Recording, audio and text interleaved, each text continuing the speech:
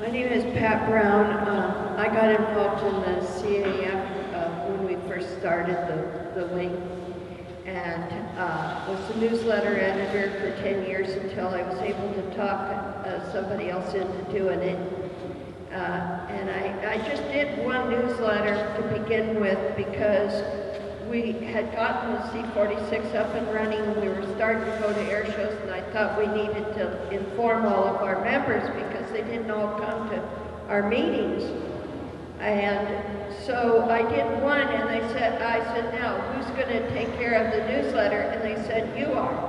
Just keep on doing it. Well, I did it until I talked somebody else into it. So I've been around. I'm the only woman that's been here now involved in the CAF because there were 7 of us that joined at the same time, and they're all gone now. So I'm in. I was looking through some of the old newsletters, so I found some stats that I thought you guys might be interested in. Joe got involved with us just before we were going to fly over the Spruce Goose for this grand opening of the Spruce Goose. And so we're flying over it in the C-46, but we were in some hard times. We didn't have enough people out here to help us to get the airplane up and running. We had a wing aileron that was off of it that we had sent over to Van Nuys Airport and had it fixed and whatnot, and we were just in sad straits. And so Joe Peppito signed up, and Ron Fleshman said, okay, have at it. We got to get this airplane. We got, a short amount of time. We got to get this plane ready to go. So Joe just pitched in and started right off the bat. I mean, it was just as if he'd been there for years. It was amazing. So we flew over this Spruce Goose, and that was in about 1983. And it was, and Joe had just signed up.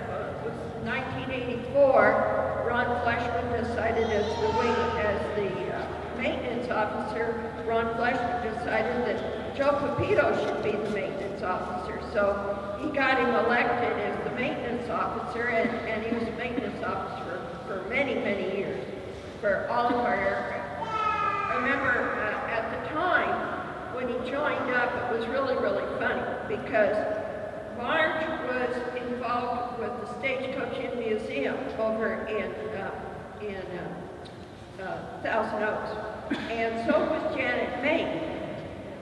And Janet Main and Marge got to talking about their husbands involved with airplanes and whatnot, and Joe was going to be retiring, and he needed someplace to go, because she knew she couldn't stand to have him around the house 24 hours a day, because he would have been picking at every single thing that she wanted to do. So knew she needed some private time without him. So they got to talking, well, geez, we needed a maintenance officer, and here he was, and he was going to be available. So that's how he got involved.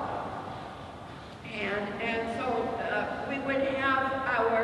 we'd have a staff meeting once a month and a general meeting once a month. And the staff meetings a lot of times were held after Joe became the maintenance officer. They were held at Joe's house because we had to hold them in different people's houses. Because remember, in those days, we had nothing. We didn't have the nose hanger here. We had nothing. We had one little room in one of the big hangars down the way. We had one little room after a while, but it was a few years before we had that. The first winter, we were at Van Nuys Airport with the C-46, and then in June of 1982, we brought it out here, and it's been here ever since. Joe was the one who decided that we needed plane captains. When we got the SNJ, that was actually purchased by a bunch of our members and then donated to the wing, the 290. And so we got the 290, and then all of a sudden the Bearcat was going to come along.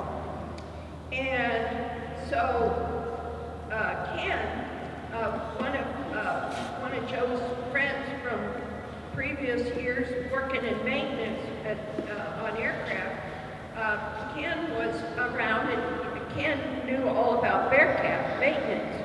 So Joe decided, okay, Ken was going to be the plane captain for the Bearcat, because we just got the Bearcat then. And then he was going to get somebody else for the C-46 and somebody else for the SNJ, and he was planning on what he was going to do before he did it. I remember in the office he was figuring all this out. So he wanted to have that all taken care of because it was just getting to be too much. He could see this family was growing by leaps and bounds, and what were we going to do next? There was just too much work to be done. So he did that, and then when Bob Thompson landed his airplane on the beach, we practiced starting up our aircraft recovery program, which we also learned by having one land in the riverbed, Santa Clara riverbed out here between here and Santa Paula. And so we practiced our aircraft recovery program then too. Joe knew all about what needed to be done, and so he put it into action. Joe developed what we call the can-do attitude. And if there was something that he wanted done and nobody else was interested in it, he would make sure that he turned everybody around and showed them how it could be done. And so if anybody had a negative attitude, he'd turn them around and nothing flat. And Joe also was the one who developed the cadet program because Steve Barber's son, Steve Jr., was involved with us. And so Joe decided that we should have a cadet program. We need to start bringing up some young blood. Because when all the old guys are gone, then who's going to take care of these airplanes? So he wanted to make sure that we had a cadet program so that we'd have people to take over when all the older guys are gone. And since that time, we've lost a lot of our members have fallen away. Joe decided that we should have this Bluebird. Of course, then it wasn't painted blue, it was just a piece of junk, actually.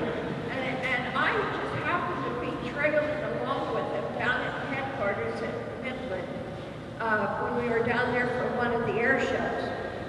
And Joe asked one of the maintenance guys down there at Midland, asked him, do you have a simple airplane like an SNJ or a D6 or something like that we could take home in the parts of the C-46, and then we could put it together and we could use this as a training program for all of our cadets and for all the adults that want to learn how to work on airplanes.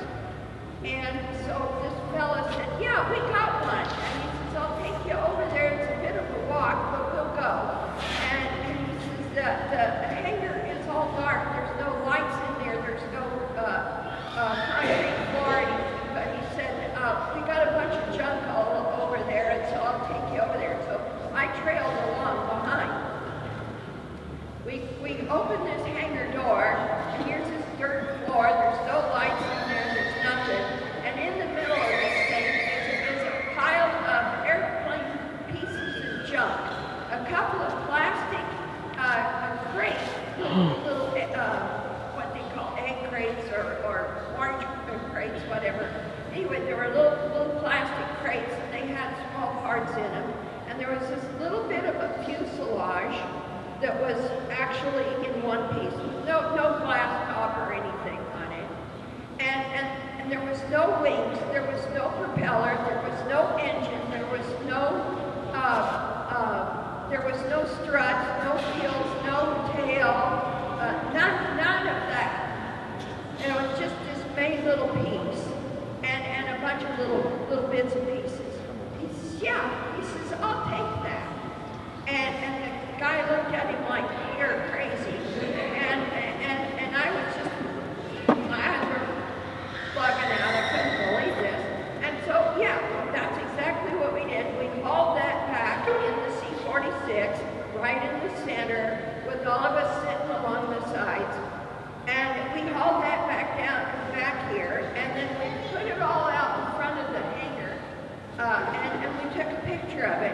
because it was just such an amazement that that had ended up into an airplane.